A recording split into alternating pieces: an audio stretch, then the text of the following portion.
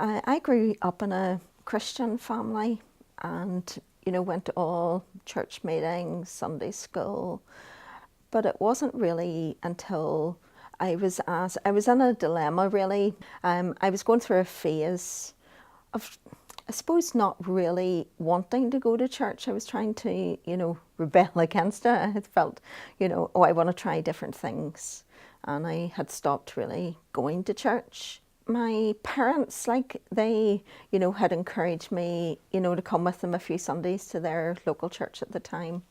And I got to know a few of the other young people. And they mentioned this particular youth meeting. It was coming up to Easter that year.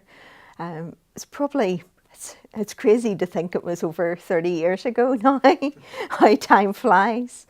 And I feel, that those 30 years ago, I still vividly remember that decision I had to make.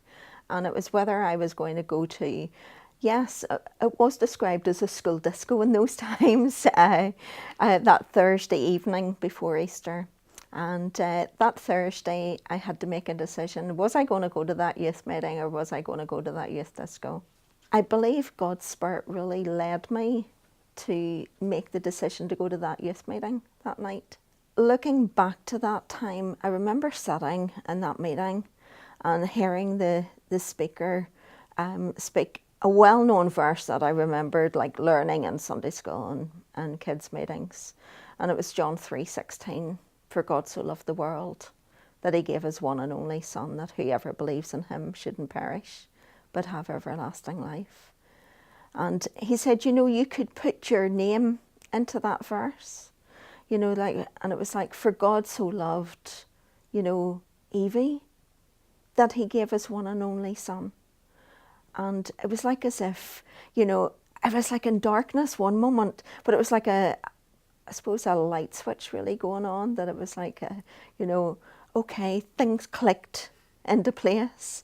I had come to that part in the roller coaster ride, and I felt that it had come to a stop, and that decision that I needed to put my faith and trust in Jesus. I looked back in that instant the next morning. I felt, I wondered, how was I going to really feel different? And I there was just a peace in my heart that it was the right decision, that it was the right pull, that God had been working in my life all those years. And yet it just came to that point that my life needed to be turned around.